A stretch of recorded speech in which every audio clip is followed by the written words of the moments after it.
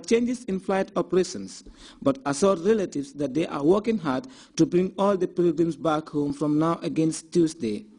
For Dr. Abubakar Senghor, this says Hajj is a success, given the benefits that government pilgrims enjoy from President Jammeh. This is a man whose sincere belief in Islam is unquestionable, because since he came to power in 1994, he has been consistently supporting the Islamic cause from day one to date, and every year he does more.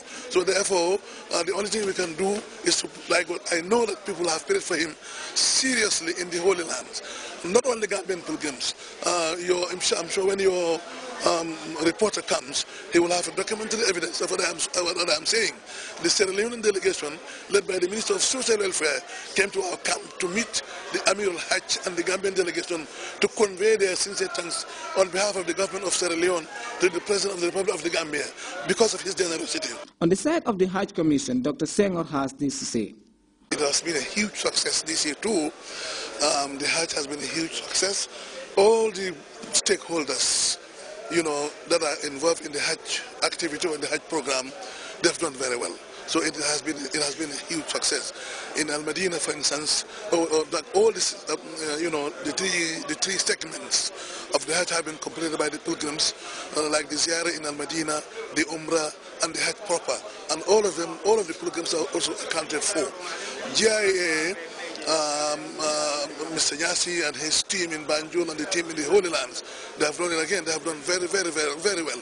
As you can see, we just returned to Akka from Mina 2 days ago, but they have managed to so far airlift almost half of the pilgrims, and I am expecting to see the other half in the next 2 days to come, inshallah.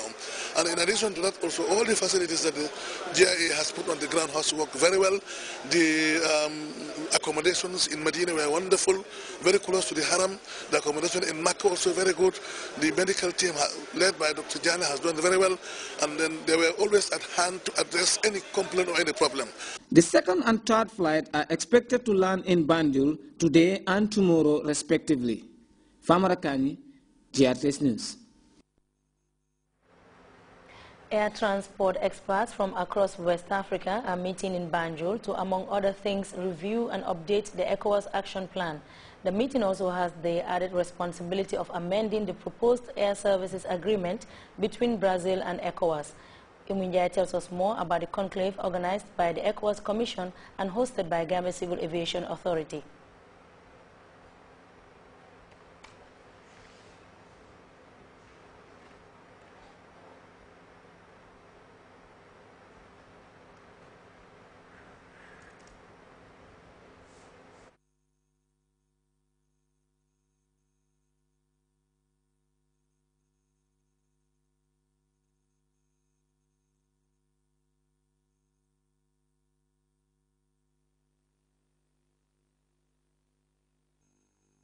It was the first meeting of the Air Transport Committee of the ECOWAS Commission, whose Vision 2020 objective for the aviation sector is to develop a sound regional air transportation system with safe, reliable, efficient, and affordable air services well connected within West Africa.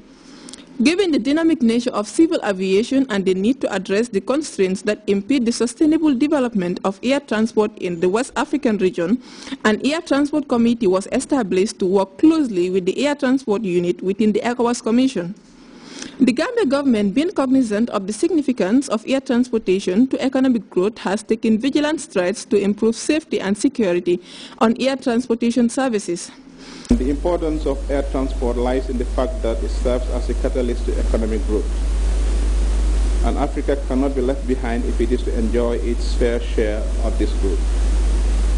It is clear that efficient and effective transportation of people across the globe is paramount in encouraging trade between nations and serves as a major driver in stimulating our economies. The Air Transportation Body will serve as an advisory body for the ECOWAS Commission and will help in the implementation of air transport policies and projects within the West African continent. This 3-day meeting on air transportation is centered on reviewing and updating the ECOWAS Air Transport Action Plan and amendment of the draft air service agreement proposed by Brazil. The expected outcomes of this meeting will therefore be: 1. an updated air transport action plan to be presented to the ECOWAS Council of Ministers for adoption. 2.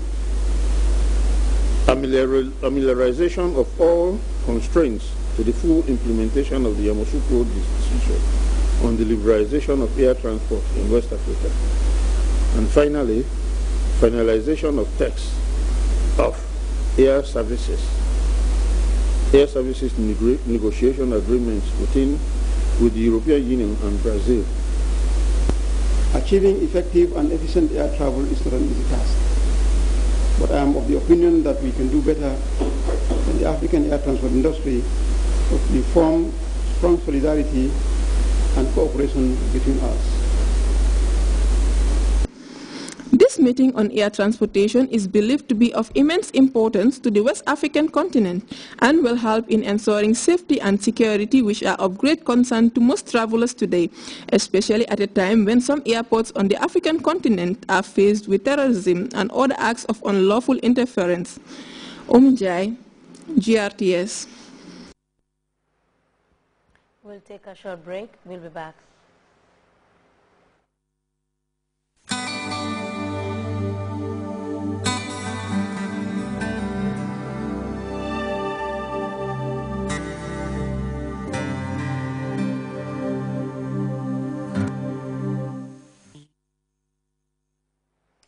Welcome back. There are new concerns about Japan's disabled Fukushima nuclear power plant. Highly radioactive water flooded barriers following the heavy rains on Sunday. A lot of them that may have gone into the ocean. This comes as the team from the United Nations Nuclear Watchdog Agency wrapped up its review of cleanup efforts in the wake of the 2011 earthquake and tsunami. It says Japan has done an enormous amount to reduce people's radiation exposure in affected areas. Well, as we hear in this CNN report, some of the workers at the Fukushima nuclear power plant are speaking out now, and they said they have been dealing potentially with unsafe working conditions and extremely low wages for the dangerous work they are doing. Nuclear disaster in a quarter of a century, a vital and dangerous job. But this worker at the Fukushima nuclear power plant tells CNN he is not treated well. He believes that if he complains, he will be fired. Hiding his identity as workers are forbidden to talk to the media, he tells me he works 300 meters from the tank where a toxic water leak was discovered in August. We only know the facts when we get home, he claims, watching TV news and reading the newspapers the next day. There's no explanation about what is happening and how dangerous it might be. TEPCO says this leak was not dangerous to workers as they were wearing protective gear, telling CNN they have a system in place to ensure that workers know the general radiation levels in their areas, but they don't pass on all details of incidents to avoid confusion. This is a very complicated issue, says TEPCO's spokesman. Once this kind of trouble occurs, we assess what emergency measures are necessary, and if the accident does not affect workers directly, we don't explain the issue. As a subcontractor and not a direct TEPCO employee, this man is paid $110 a day, $50 lower than an online advert we saw for a similar job with another subcontractor at the same plant. Paid by his company and not directly by TEPCO, he worries the danger money workers are promised for possible radiation exposure is being skimmed off by some companies. Reports of middlemen getting rich from this disaster prompted TEPCO to issue questionnaires to subcontractors and their workers last year. TEPCO says 30% of those who responded said they received no danger pay for working at the plant. Of a dozen companies contacted by CNN, 2 dismissed the claims. Only one said it was aware of the issue and was working to ensure fair payment. TEPCO says it's doing the same. This man worked as a subcontractor at the plant immediately after the 2011 disaster.